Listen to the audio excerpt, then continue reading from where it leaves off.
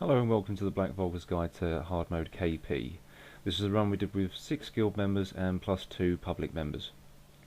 Starting off, you'll see in the video here that we're just entering KP. For those who are new to KP, it's Karaga's Palace. It's probably the second easiest on hard mode, I'd say. Number 1 I would probably say is the Eternity Vault, being the easiest on hard mode. However, KP does have its downsides. There are some tricky parts, and I'd like to do this video just to go over those certain elements in as much detail as I can. This is mostly for the guild website, so that guildmates can actually watch the video and understand tactics from my point of view. So I'm going to be talking all the way through this. Starting off, we have the just general trash mobs at the start. How you would attack these is, to be fair, you don't need to have any special tactics here. However, usual ops rules, tanks always face a target away from the main group. Our DPS always stays with a healer, spaced evenly apart but within AoE heal range, so they're constantly within a decent place to stand. You go by frame here, so left tank takes the left side, right tank takes the right. Then once one side's white taken out, then you go to the other side, finish them off. There's also going to be ads at the top of the stairwell, which will be coming up shortly. The Wookiee and the central guard that's at the doorway, them two are the harder hitting champions, or elites. So they would need to be focused mostly first. I would suggest at least getting the Wookiee out of the way on the right hand side, as demonstrated there by the chap with the red sabres, who is Lucas, i.e. player name Mirafas. Very strong DPS marauder, very strong. Very, very accomplished PvP player. Pleasure having him in the guild. So the doorway here, mass AoEs. You will get slowed, but it's nothing to worry about.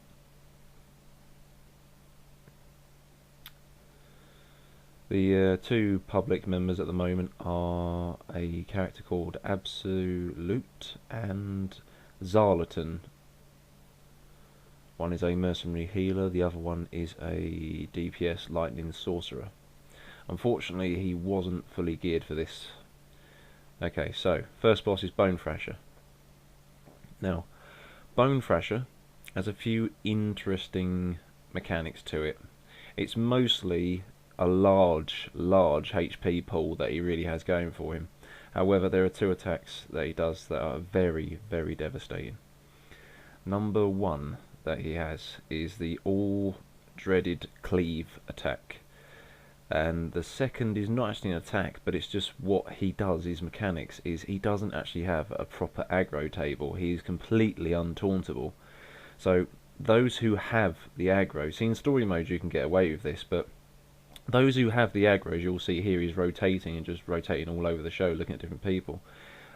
What happens is the person who has the aggro stand in front. Everybody else should never be anywhere else but behind him.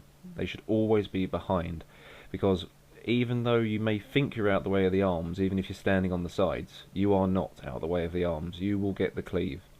Now the cleave is where you'll see he'll swing his arm and he'll have sort of an orange plume come off his fingers when he sweeps through the air. That move has to have the person who has the aggro to be in front and one tank at a time, not both, just one tank. Because what happens is, there's a cleave there, is as long as there's one tank there with the person who's got the aggro, they share the damage. If you left one person, say 1 DPS of around 70k, 72k health, in front of the boss on his own, it will kill him immediately. No damage is shared, he would take a massive critical. So you need to be very aware of that. And there's one tool here that really helps the DPS. It doesn't help healers, unfortunately, but it does help the DPS. If you are on comms, TeamSpeak, Mumble, whichever you want to use. I know guys that use Skype, it's all cheap and cheerful. Whoever's got in their interface editor on the target bar, as long as target of target is enabled, you'll always see who he has aggroed, and that's what you really want. You want to know who he's looking at and who is actually going to be hit next. So, moving on from that, the best thing you can do is just keep your wits about you. There are 2 other mechanics to this. In total there's 4 that really need to be concerned about. I suppose number 3 would be the red Gamorrean, as most people just use the term pig guy. That's what most people just call it, or they just shout pig, or red. Red works as well. A bit like in episode 4, the Gamorrean pig comes in, and of course he tries to eat it. Now what happens is, if you allow him to eat it, he will gain a massive boost to his damage. Massive. It's quite dangerous. If you let him grab even one of them at any point, it's a very big chance of a wipe. Very big chance. So as soon as it spawns, you will see. I'll point it out in the video when it comes up, but you need to make sure that it's taken out immediately. Some people who were in the party at the time had trouble targeting it, and it is true. Even when you tab through your targets, here he comes now, the top right corner of the video there. Now you see, at the start, he's not tauntable. You can't target him because he's not technically there. He's only there once he gets his axe out and then he's actually standing there. If you cannot target him, just use your AoEs. AoEs from all the DPS will soon kill him. He's got a tiny amount of health. But the only thing that is a bit tricky though is he does try to run to the boss. So you've got the boss moving to him and him moving to the boss, and you've got to close that gap. The other one is there's only one part of this that's actually tankable, and that's when the ads come in. So the idea is, in order to actually kill this boss off properly, because it's not got the longest enrage time, is you want to get... See right now, here they come. These Manca cats, or wherever they are.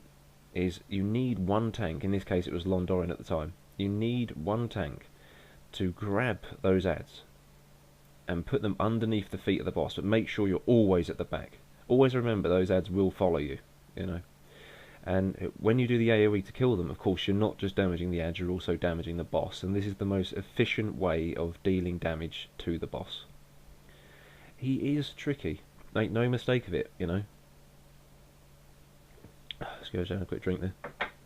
He's tricky. Now, I made it very clear to these guys, right, that when you do a hard mode, you've got to set yourself some time. Have yourself a drink next to you, a little something to eat, have a break halfway through. It's all good, you know. We'll get there. We'll get there together. So, at this point, the guys are doing very, very well. We've got the boss down to... I have absolutely no idea. I don't think I ever target it apart from the end of it. Another red Gamorrean there. When those ads go down, those Manca cats, they only come in once, so you don't need to worry about it more than once. The hardest part that people just never get right is standing where they should be, you see. And the truth is, because of the whole way the combat revs work in SWTOR, obviously if you're going to use one, you can't use another one for a very long time, or if not at all. So when one person goes down, it's a tremendous blow, because the truth is, Karaga's Palace, it can actually be done as one tank and one DPS. Even on hard mode it can be done that way. However, there's only one drawback with that, and I'll get to that, to be fair, later on in the video. I'll actually talk about that when we get to the moment. Healer's tactics here is very intensive. I play as my Sith Sorcerer. Luckily he's mostly in 220 and 224 now, which is nice. He's got still 216 on him, but yeah, it takes a while to earn it. I'm with a mercenary healer here at this point, and the problem is, in the hierarchy of healers for the Empire, Sith Sork is dominant, Operative is just underneath, it's still very close. The Operative has got something I'd actually say the Sorcerer lacks, and that's the fact that the not so much lacking, but the Operative's AoE heal is very large. It's very large. Doesn't last as long, but it's very large. So that's definitely a good point for them. But this guy is a mercenary who would be the third in the chart, the lowest of the lot. They don't have good AoE heals. The actual heals they do, I suppose they're adequate, but it's all subpar by comparison to the others. So you'll see a lot of this where I'm doing the most dominant healing out the lot, because Zar just cannot keep up. The mercenary healer cannot keep up with the level of damage that's happening here. And here you see we've entered the burn phase now. Now this moment was A great moment for everybody who was here at the time, because it is a tricky boss, and considering that it enrages right here, and you see, look, kills 3 of us all at once and nearly wipes out a 4th. We do manage to kill it here, as you'll see. But see, the problem is when people come to the burn phase, they forget to move. You've still got to move. And there we go, and now he's down. Now, this was actually a run of the chosen week for KP. So this was dropping 224 Exarch, Ultimate Exarch gear. And here we have Jargon Sauna. Now, tactics for Jargon Sauna. I actually don't mind Jargon Sauna. I think they're not a bad boss at all for hard mode. Right, so what you need to do here, and remember, is that they both need to go down at a very, very similar time. Preferably, oh yeah, rawtag here, my friend Ronnie, he jumped in a little bit early. They didn't notice Londoran wasn't ready. So that was an interesting one to begin with. Tactics wise, okay, Sorno is the tricky one. He has the most mechanics, whereas Jarg is pretty much just not so much tank and spank, but it's more tank dominant. So Sorno, he casts heals, he jumps out of combat, he produces AoEs, and also there's a probe droid that stuns. Quite easy to miss as well, so I'll actually point that out in the video when it comes up. So what you've got here is you've got Sorno. Now his heals that he casts are quite large, and it'll be him and Jarg. He'll start casting it all over the show, but mostly it'll be on himself. Now, how it is, you need to get them to roughly 20% apiece. The way we do this is, instead of going by frame, which is what a lot of people do, the DPS we worked out halfway through this was not quite as much as it should be on Sorno. So I had Lucas, who is Mirifas. I told him to go with the left hand with Sorno. Yeah, to go to Sorno, which is actually the right hand ops group there, is what I was trying to remember. And I said to him, you stay there, but once you reach 20%, come back to us and we'll evenly finish this off. And that luckily is how it went down. But as the video goes on, I will explain the tactics and explain what's going on. At this point, you'll see that we've got rawtag, who is tanking the boss, facing him away from the main group. Both targets, same as any operation, the main boss should never be focused on DPS, should always be faced away. Now you see Ronnie just got stunned there, you can just see it on top of the video there. That stun droid is deadly. It's not deadly because it does damage, it's just because unless you notice it, you've lost one man's firepower for any given amount of seconds, you know. So you need to be up on your game. You need to keep your eyes peeled for it. Of course your tab key comes in handy for this, especially if you are a DPS. I would say to anyone doing a hard mode operation though, whether it's your guild or public is always a lot harder for this, because unfortunately there's a lot of ego that goes with that, and because people don't know each other, it's just the way it is. I would suggest have voice communication for it, you know. Put some voice comms on, you do what you can, even if it's just you and someone else, like even if it's just you and a friend, for example. At least then you can tell each other what you need to do. That's always going to help you out a hell of a lot. Now here you'll see that they've jumped around a bit more. This will continuously happen. But Sorno, he will completely jump out of combat. When he leaves the combat, I'll show you what happens in a second, because it's not far. Actually, I think it's just, yeah, there we go. Sorno now has jumped out the way, but I don't think you're going to see him anytime soon. But you'll see his AoEs. You may see the small... I know you'll see him at the end, so I remember I have actually got a quick shot of it, but he's actually behind my back, above on this roof. He puts down the AoEs, so just watch for those. They are damaging, but obviously, you know, quite easy to get out of. There will be a debuff on certain people that will start to take periodic damage, so you need to get that off of them. That's for the healers. However, mercenaries, of course, have the ability to do that as well, as do power tech. So if you can, throw one on, try and get rid of it. What else we got? Yeah, now Sorno comes back down again. Right, the one thing about Jarg, because I've mentioned Sorno a lot here. Now Jarg, he doesn't have a lot going for him. to be honest. He doesn't have many mechanics. But what he does do, though, that can be extremely irritating, is he will put a mass grapple out and grapple like loads of people away from their target over to him, so of course you then have to return back to your target. It doesn't sound like much, but the truth is, let's say you're halfway through like one of your most powerful casts, and he cancels it and you've got a long cooldown on it. Well, that's a sock, 'cause you've just lost some really good DPS there, and we absolutely need it. There's no way of knowing, though. He'll just randomly do it, so it's not a problem. It's not too big of a deal. The one thing I'd say for healers here is just be careful on the cleansing. Just be on your cleanse game, 100%. Now, AoE heals is an absolute must. AoE heals will always help out the group. I've always said this to any healer out there who doesn't use their AoE heals enough. Definitely learn to use them all the time, because it's the only place in the room that's friendly. You know, I say that to many DPS. I've done many a hard mode run, many time on Dread Fortress in the past during nightmare days and whatnot, where people would not stand in AoEs, and whenever you tried to explain it, they couldn't grasp the principle of it because they don't heal. They don't know how helpful that really is to actually be in it. Because all said and done, it's a few extra hundreds to thousands that I don't have to continuously cast on you. When you double pair, when I say double pair, I mean like a figure of 8. This is how AoE heals should be done in my book, is if I'm doing the ranged DPS, I want to keep them at a close enough distance that the absolute edge of my ring of a revocation starts to heal the M DPS whilst the R DPS are in it.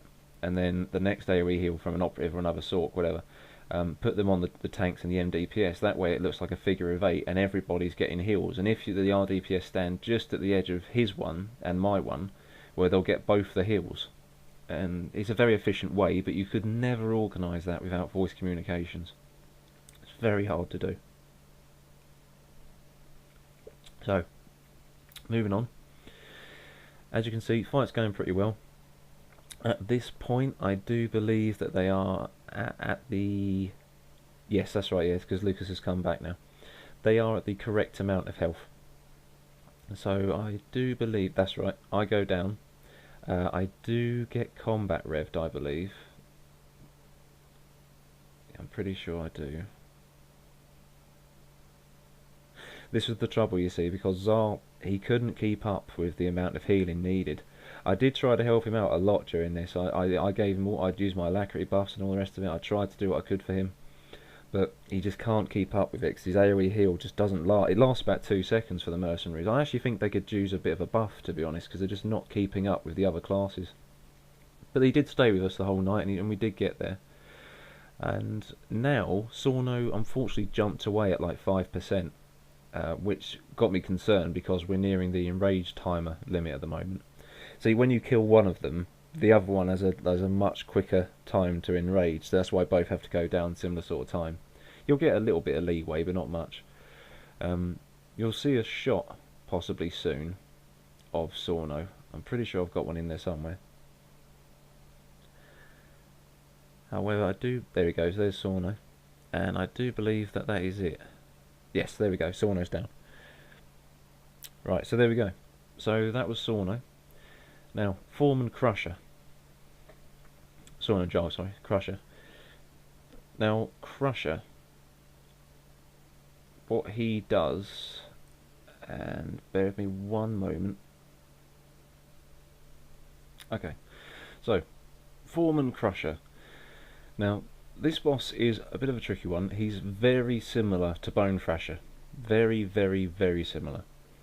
What he does is he's technically a bit easier than Bone Thrasher is, because he actually is tauntable. He actually does have a proper aggro table, which is nice. So, tactics here. The worst part that he does is the frenzy. The frenzy is extremely damaging, and it happens very, very fast. And it's only focused on the person who has aggro at the time. Now, the one thing that people make the mistake of here is if you are running this with 2 tanks, is number 1, face him to where the red shield is on the door there, because that's actually where the ads are going to spawn. Now, what happens is, the mistake that a lot of people make is that they actually have 2 tanks sitting in front of it on hard mode. Now you can do that fine on story mode, it's not a problem, but hard mode, it makes healers' jobs a lot harder. Reason for this: during the frenzy, which you'll see in a moment, it'll soon come off, I'll point out when it happens, is he'll attack anything that's in front of him like that. He'll attack the one that's got the aggro, but anyone near it will get the splash damage off of it. So both the tanks end up taking tremendous amount of damage. That's just what people get wrong. So you want one tank to basically just act like a DPS, just stand behind it. And you'll see there, Bazinga, he was actually a public tank that came in. So he's there, and what happens is, he's there, and he waits for the ads. As soon as they arrive, he AoE taunts them. Rawtag will take the boss back off of him with a single taunt, and what will happen is it will now be focused on Rawtag for the frenzy, which is happening right now, where he's going mad, and he's gone slightly, it's not enraged, but just red. And you see, if both tanks were in front of that, it would be very, very hard to do. Very, very hard to do. So, that's the idea, that the one tank will walk away, grab those ads, bring it underneath the feet of the boss, AoE it underneath the feet of the boss, just like Bone Thrasher, because it's the most efficient way of dealing damage to all the targets there. So that's how you take care of that one. Now, you rinse and repeat this. However, during the fight, a couple of different things will happen. He will do the ground stomp like that, you see, where he jumps up and smashes the ground and you'll all go flying back. There are two tricks you can do, right? If you are a sorcerer, you can put down your phase walk, you can instantly jump back, and then keep your force speed separate for when you want to do that. That's one way for that. Power techs can rocket jump back in. Obviously, operatives can roll in.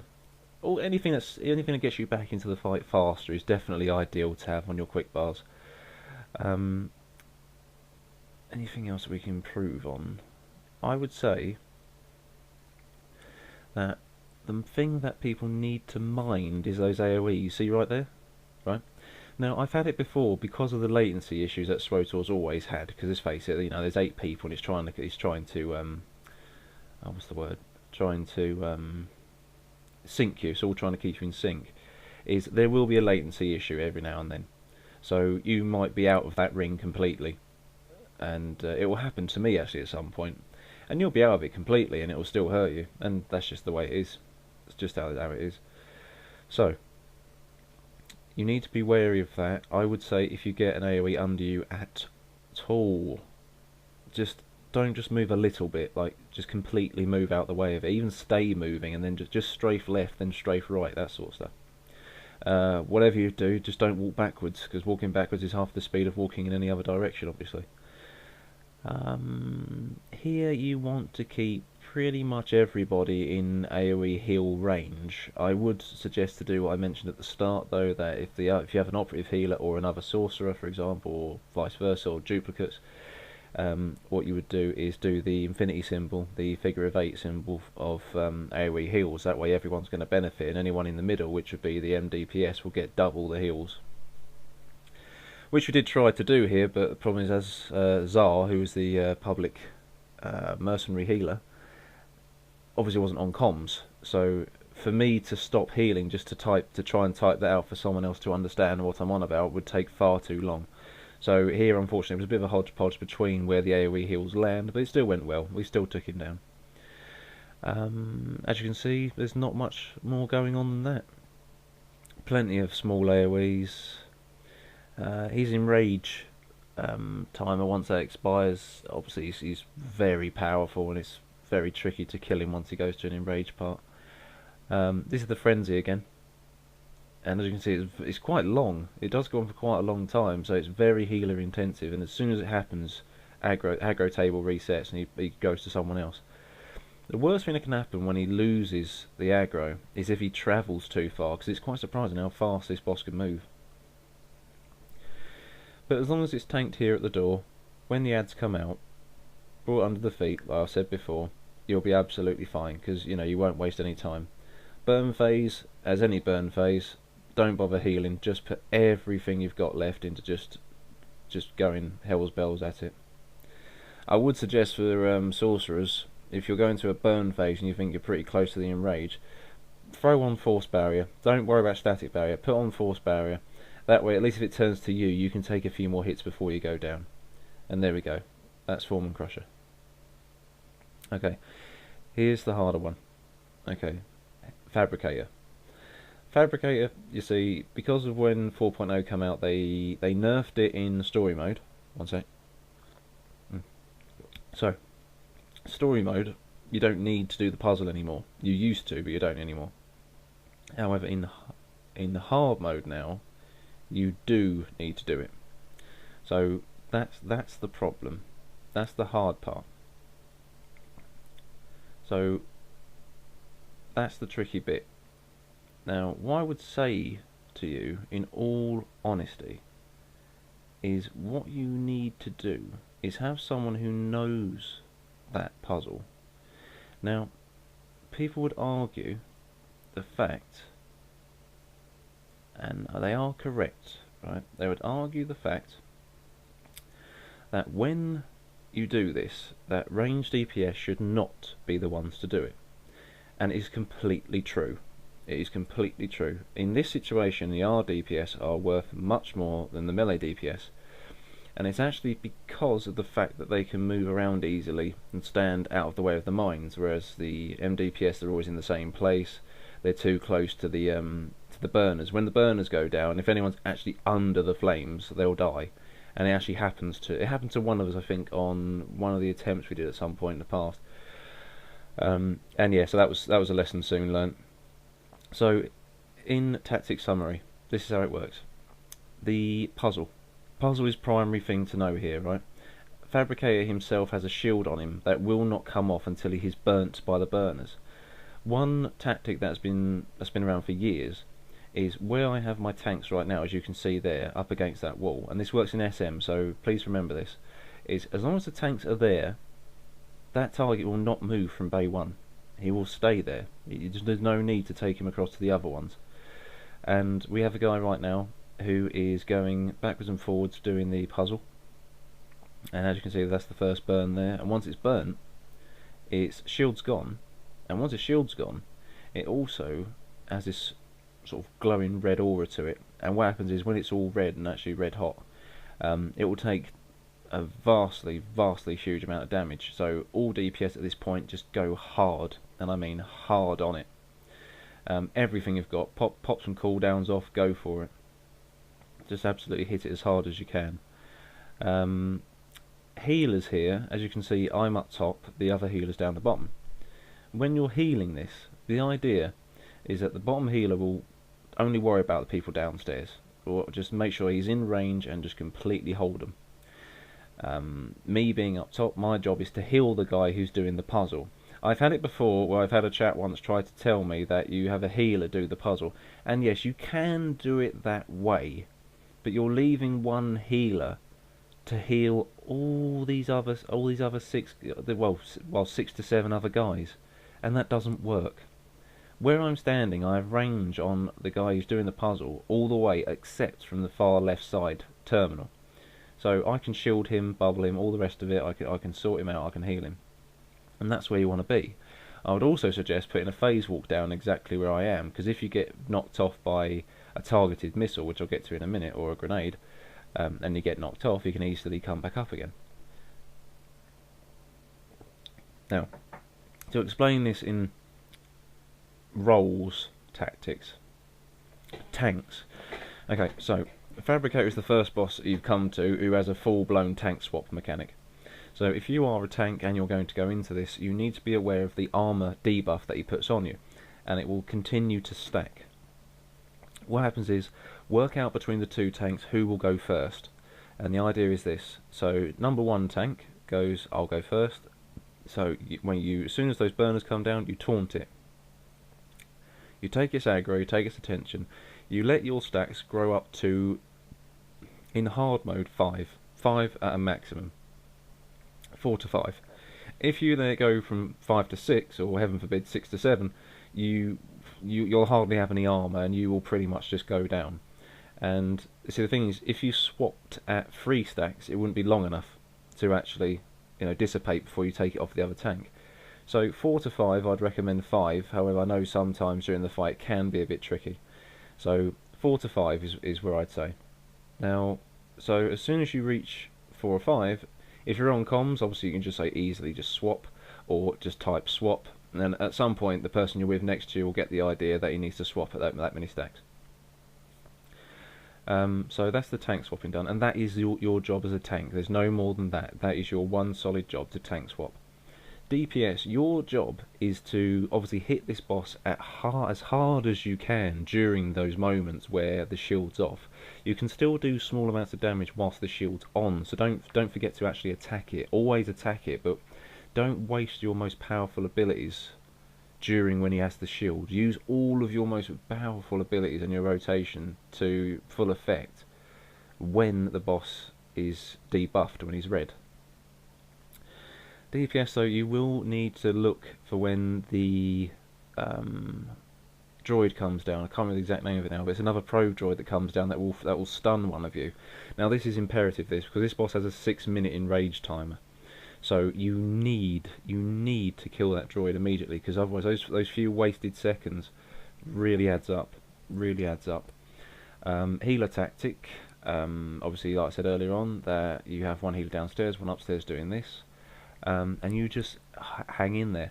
The one thing I can say, if you are the healer up top and your puzzle solver is having trouble and there's a lot of mine droids around him, an easy thing for you to do is bubble yourself with preferably static barrier more than force barrier, but if you have to use force barrier, do it. And go and clear some mines, because one force barrier will easily absorb one mine and a static barrier will pretty much absorb another one. So if you had to clear a couple just to get him through it, do it, rather than just standing around. There's one other mechanic that you need to be aware of that does a lot of damage if you're standing too close. At one point the boss will randomly target someone and you will see these two orange crosshairs. They'll overlap and go onto your back pretty much. And what will happen is you'll see on your left shoulder, or just above it, or at least at a shoulder, is you'll have a ticking grenade that's red. If you're standing next to some teammates, you will do massive damage to them. Alright, so make sure you move away. It's very easy to see when you've got it. I'd say it's a bit tricky for a healer to see it, because we have to look at everything that's going on all at once. We don't have much respite in our roles, but you have to keep an eye out just in case. And that's the full tactics. The grenade will be random. A mine droid will try and go into where those tanks are at the moment. However, that's just how it goes. You just have to sort of work through it. See, right there, that was a bit poor, because the DPS there, we're on the burn phase right now. But why he decided to actually run into the mine to damage both of us, I have absolutely no idea, when he could just have jumped down the stairs. But that's how it goes, you know what it's like. So, burn phase here, everybody's on it, hit it hard. During this point he has got enough HP gone, and he's still red anyway, so he will still take more damage. I think we all managed to survive this. I'm pretty sure we all do. We might lose rawtag possibly, but anyway, he does go down. And it was actually quite a straight up fight. Was quite straight up. There's not. It is one of the trickier bits, but the only trickier part about it is just the fact that the puzzle's in it. Takes a little bit of brain power, but it's all good. Anyway, so that's the heavy fabricator down. And now Karaga the Unyielding. Now this boss, I would actually full-blown recommend to you to actually do this with one tank and one DPS. You don't even need a taunt, just a DPS. Rawtag here is a very good tank. It's a very good tank. So he's gonna solo it, and we've had the other co-tank we had previously. He swapped to a DPS alternate of his, which is kind of him. Okay, now tactics for this, for a tank, you need to kite it around. But you see there, the flames at the front. The tank Karaga will try and soak you in oil and then ignite it. So you need to move, and you only move out of the flames. All right, preferably stand on the edge of the black as well, the actual oil slick. Now you'll see a lot of what I'm doing here, I'm trying to place markers here because people weren't quite understanding what I was trying to tell them. These are the public people, everyone on comms was fine, but What happens is the tank tack, kite it around, don't stand in the flames, and just go from left all the way around to the right. You'll soon see in the video what I mean. DPS, right, you must never, and I mean this, never stand at the rear. This is the one time that on a boss, standing at the rear is a bad thing, because he will spew out flames and everything. It will do massive damage to all of you that are at the rear. And as you can see right now, too many people are actually standing far too far away at the back. And I was trying my best to say that this is what you do during the tactics, right? If you're a DPS, move with the tank, right? As you can see, rawtag here is going from left to right. So that means the right hand side of this boss will always be visible more than the left hand side is, because the other side is coated in flames. So everyone on the right hand side. So what you want to do is, whenever you do this, it's stick to the right hand side middle leg. It's the easiest way I can say it. See the middle leg? You stay at that middle leg. As long as you're actually on the middle leg, you're on the correct side and in exactly the right place, that none of the front and rear damage can hurt you. It just can't do it. It won't do any damage to you. Healer tactics here is, you will see these vortexes that will come up soon. In fact, you've seen them through the video whilst I've been talking. Preferably throw some AoE heals out all the time on the way we travel around. Keep a fair spacing. There it is there, there's a vortex, I'll just cleanse it there. The vortexes will suck you all in. It doesn't do any damage as such, but it's just the fact that it takes you away from it, and also if the mine droids are out, it could cause mass suicide. So that's another point, the mine droids. If you watch the boss's feet just for a minute, you'll see some little round disc droids that will drop. There you go. Hang on. No. Possibly. Yeah, there they go. See them? Vortex there. You've got to cleanse those. You must cleanse those. The healer's job to cleanse them. There's the mine droids. See, it wiped out the other DPS there because people were too close. There's only one thing you can do with those. Is you as long as you've got a couple of guys who can do them, use some knockbacks. Sorcerers can use force wave. Snipers and operatives can use cover pulse. All that jazz. Just push them away and keep pushing them. At least it gives you time to arrange yourself. You probably won't be able to get them to explode, but what you will be able to do is just give yourself time to space out, and that's what you want. Easiest thing to do is when you're on comms, of course, you can just tell them what you're doing. Now, moving on from that, as you can see, we're bringing the boss quite a fair way around here. Now, this is the hard part. You see, is it's tricky. All the tactics I've explained there is rinse and repeat. The droids, watch out for them. One thing I'd say to any healers, especially sorcerers, well, mainly sorcerers, is if you see them come down, especially near to the end, pop a force barrier. Just pop your force barrier. Just at least you know that you'll be able to survive it. You know, even if it's just for those last 10% of health. You know, I wouldn't say do it all the time, but if you see them, if you've got the eyes of a hawk, if you see them, put barriers on everybody. Just static barrier, as many of you as you can. Immediately force wave it, just bang, push them back. Put some barriers on. Even if you don't get everybody, at least most people won't need your heals, because the worst thing that can happen is you start wasting heals on someone who stood in the wrong place.